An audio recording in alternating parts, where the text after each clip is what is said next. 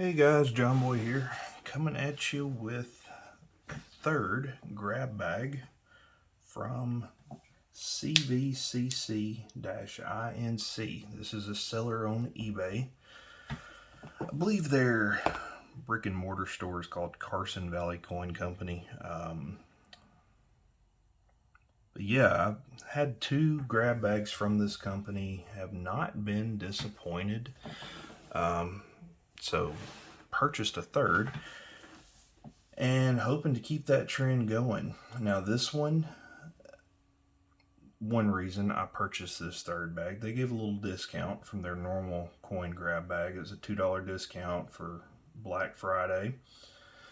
So I took advantage of that, and seeing how I didn't get ripped off on the last two bags, figured an additional $2 discount on top of that would not be a bad thing. We shall see, but all in all, I paid $22.49 plus shipping, which was $6.50, and looking at close to $30 on this, but a little over 30 shipping and everything for the past two bags. But ended up getting my value or better, I believe. Now, this seller, they do tout that their bag has, or this bag in particular, has approximately $50 worth of coinage based on the Red Book catalog. That seems to be fairly accurate. The only thing I kind of question here and there are the grades. These don't seem to be professionally graded coins, but I'm sure these guys have been around a little while and kind of know what they're talking about. But yeah, shout out to Carson Valley Coin Company on the $2 discount. That doesn't seem like a lot, but when it comes to coin collecting, it kind of is. It helps you with that bottom line figure when it comes to the end of the bag. So yeah, without further ado, I'm gonna break into this bag, see what's going on with it, and take you guys along for the ride.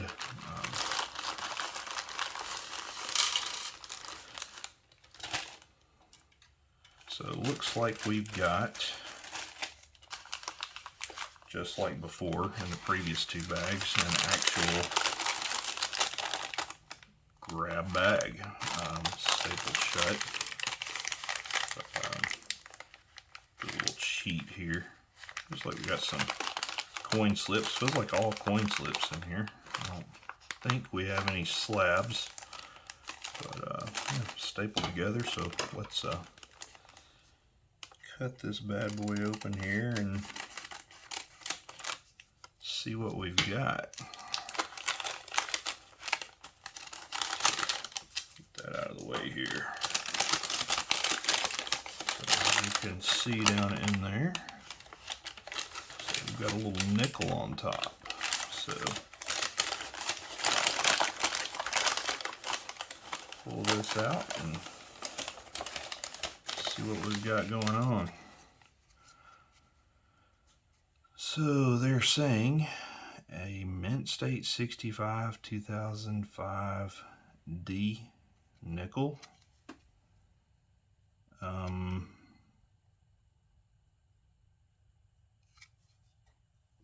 Have to check this thing under the scope for errors. They're saying this is worth $1.25. That may be Red Book price, but at the end of the day, this is a new nickel. I would not say this is $1.25 unless there's an error or variety of some sort. Again, I'll have to do some research. I'm not a huge nickel hunter, so I don't know those off the top of my head, but unless it's got something like that going on, this is going to be worth 5 cents. Let's see what else we've got here. 1976D Mint State 63 bicentennial quarter. Does appear to be in pretty good shape. Mint State 63, that may be pretty accurate. Again, their valuation there is going to be based on the Red Book. All in all, these are pretty common. The condition this one's in is pretty good. So it might put it up there a little bit further, but bicentennial quarters are very common. If you can find them with what they call a filled-in D error, the Denver Mint mark you see over here, sometimes the little pin in the die would break off, which would cause the center of the D, where that pin would be, to be filled, because there would be no pin to punch through it. And that would cause the D to be filled in, and it would cause the die to sink in a little bit on this side, which would cause the lettering here to be raised a little further. Those are pretty common errors. I have a few in my collection on these. Those can go for, ultimately whatever somebody paid for it, but you're looking at maybe $5-10 tops. But yeah, bicentennial quarter. I like collecting those, but not a high-end coin or anything there. Up next, we are looking at 2011D. This is going to be your National Park collection. This one says Mint State 65, and that's probably correct. I'm building a couple of albums of these things. I have to check this and see if it might be an album upgrade. They're saying Red Book price on this one's $1, so that may be about right. But yeah, it's a Denver Mint. Nice 2011D National Park quarter there.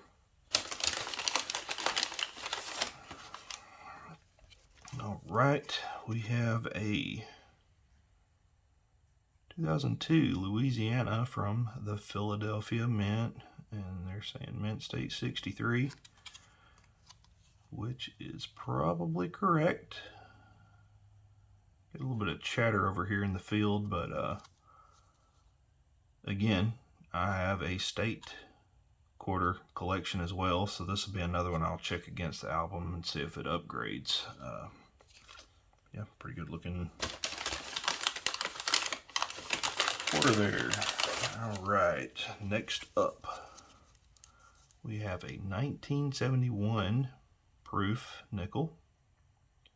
Of course, your proofs are San Francisco minted. $2.50 is what they have on this, which is probably right. But I love looking at and collecting proofs. Proof sets are always nice, but having them in the raw like this is pretty nice as well. But yeah, glad to have another one of those in the collection. And you guys can probably see what's in this bag a little better than I can. Trying to feel around in here.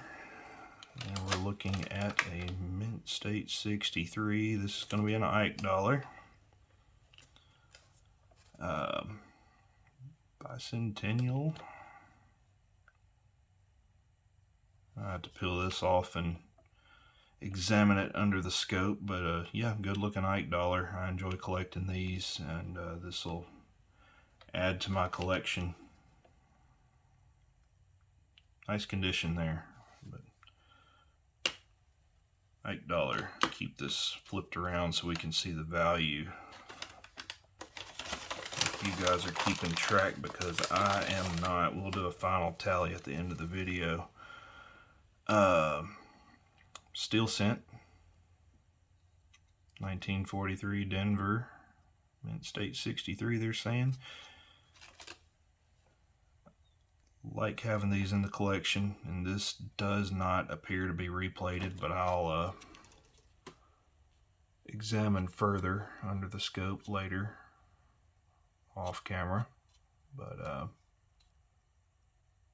yeah, steel cent. Always like having those. For those of you who are not aware, the steel cents, the mint had to switch over from copper to steel during the wartime to free up some metal for the war efforts, and that's the reason for the steel composition of those cents. All right, we have here a 1930 Buffalo nickel. I love my Buffalo nickels. This does not appear to be the three-legged variety, but always nice to have a good Buffalo nickel.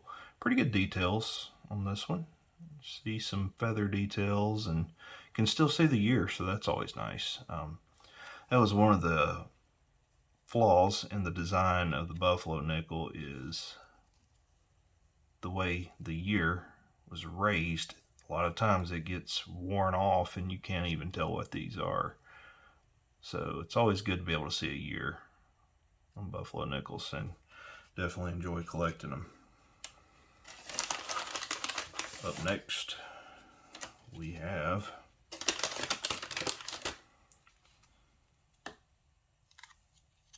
a V nickel, and this is 1912 Denver. Got a few of these in my collection and always enjoy having them. She's a little smooth. No Liberty showing here. A little smooth on reverse too, but yeah, enjoy having these in my collection.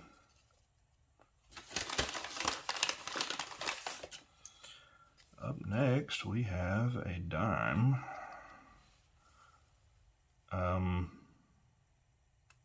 2020 Philadelphia Mint. Rosy here. Appears to be clad, not silver. So, to me, this is going to be worth about 10 cents. And to most other people, you can find these in circulation all day long. I mean, yes, it is a good looking dime that hadn't been circulated, it would appear, but at the end of the day, new dime. 30, 40 years from now, still in this condition, yeah, it might be worth a little more, but I'm not going to write home about it today.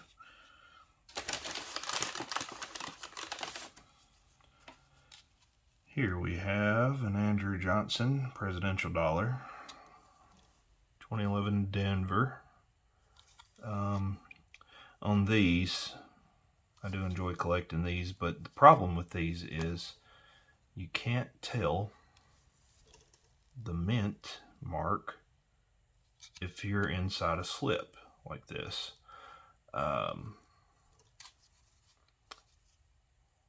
the edge here is where you're going to be able to tell the year it was minted and where it was minted. All that information is on the edge, along with the motto and all that good stuff. But yeah, I like having these in my collection, especially ones in good condition.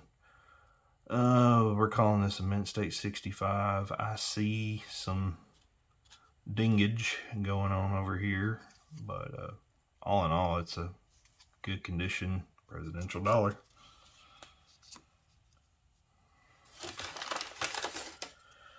And we got a Susie B, 1980 D. This is a Mint State 63 is what they're calling this, which may be about right.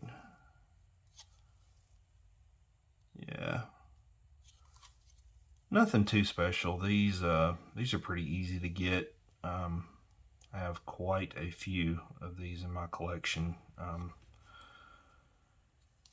Frankly, I have a stack of them right here. Not all 1980s, obviously, but been sorting through a little bit of the collection lately. So overall, again, as you can tell, I've got quite a few, and these are the ones I don't have in slips at the moment. Nothing special about these. I do have a few wide rim Susie B dollars. That's one of the varieties that's worth a little more. This is not one of those. Wide rim, it's pretty easy to tell on those. In fact, I'll just show you guys what a wide rim Susie B looks like. So on the left here, you can see what I'm talking about. Down here, the rim, for that matter, all through here, the rim is a little wider, and what's happened, your strike is a little bit off-centered. You get a little wider rim down here toward the date, but you can clearly see the difference. And compare. These are worth a little more, maybe $5. Yeah, sure, to the right person. So I won't argue that. Not the hill I'm going to die on today. But yeah, the Susie B dollars, they're not the most loved by everyone, but I enjoy collecting them. But let's see what's next here. We have a Proof 1980 Lincoln Cent. Pretty good looking little coin there. It does not look touched. I believe this little smudge over here is actually on the film of the slip. But yeah, Proof 1980 Lincoln Cent. Very nice. Up next, this looks a little old. A 1923 Wheat Cent. And I will definitely have to check the album and see if I have this one. I don't think I do. But pretty good condition Wheat Cent. Almost hate to break it out of this slip. These older slips seem a little nostalgic to me, but yeah, may have to break it out and add it to the album. But good little addition there. Don't mind having that. Up next, here's the silver of the bag. 1960 Denver Mint Rosie Dime. Saying Mint State 63. Yeah, maybe. Looks pretty good to me.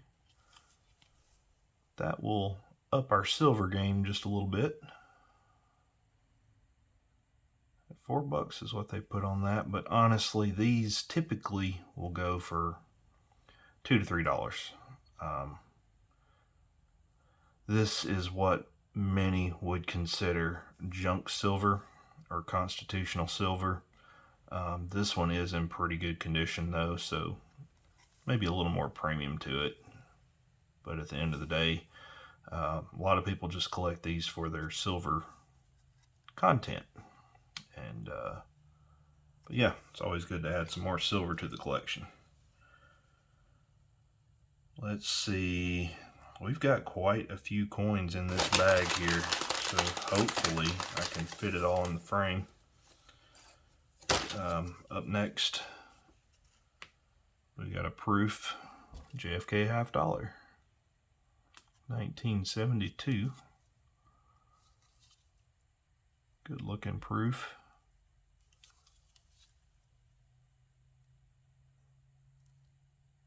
good little addition. I have a few of these now in proof sets and a couple in slips as well. But always glad to have that. And this, I believe, is going to be the last of the bag. But again, they've actually gone for quantity on this bag. Indian head scent here. 1891, good condition. And I have a few Indian head scents, quite a few Indian head scents in my collection. Believe I already have a 1981, or excuse me, an 1891. Almost positive I do, but this will snug in right next to it in the box. But never mad at having those. So, like I said, we're going to do a final rundown of everything here. Hopefully I can get everything in the frame and give you guys a little idea of what the prices are. On the ones that I know will not sell for the red book value, I'm going to go ahead and tally that up accordingly. Starting with our nickel up here. This is 5 cents all day long. Our quarter, state park, or national park quarter rather. State park, national park, whatever. It's a good condition quarter. At the end of the day, it's a Denver Mint, 2011. To the right person that needs it for their collection, you might get $1. So to be fair, we'll go with $1 on that one. Our proof, 250. Seems about right. Steel scent. Yeah, $10 to the right person. Our V nickel over here, $3 is what they've got on that. Little drummer boy here, we're saying he's in mint state 63, but really these are so common. They're not extremely common in this condition. You know, I might put $1 on this just to be fair.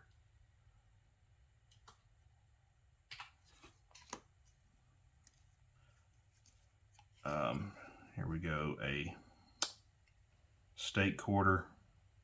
They're putting $1 on it. For the right person that needs it for their collection, sure. Ike dollar, we're saying $5 on this. That's probably about right. These are actually getting pretty hard to find.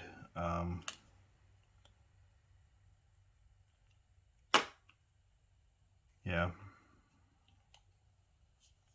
$5, probably about right on that. $1.25 on our Buffalo nickel here. That's correct. Won't argue that at all. 2020 Philly mint dime, 10 cents. 10 cents. That's what that's worth. Presidential dollar, $3. That is correct. Won't argue that. Your Susie B, I mean, $5 maybe to the right person. It's possible, but really, I know what I've seen these going for, and people just don't care much for them. $5 seems a little generous. I'm gonna go with $2.50 on this.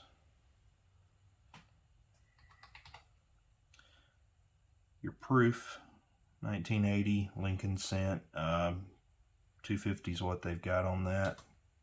I won't argue that. Your Wheat cent 1923, $1. Yep, all day long. 1960 silver rosy dime over here. Again, I can get these all day long at a silver dealer, pawn shop, for $2. So that's what we're going to go with. Proof Lincoln, or not Lincoln, excuse me, Proof JFK 1972, $4.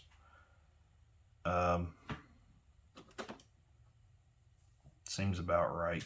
Won't argue that. $3 on the Indian Head cent. Won't argue that either. That brings our total to $42.90.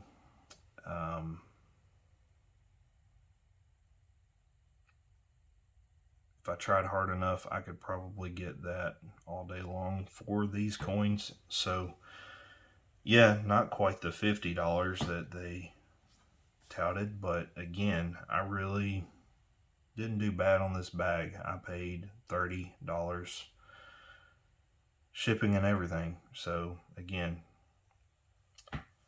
not mad about it. Carson Valley Coin Company, shout out to you guys. Again, I'll put a link to their eBay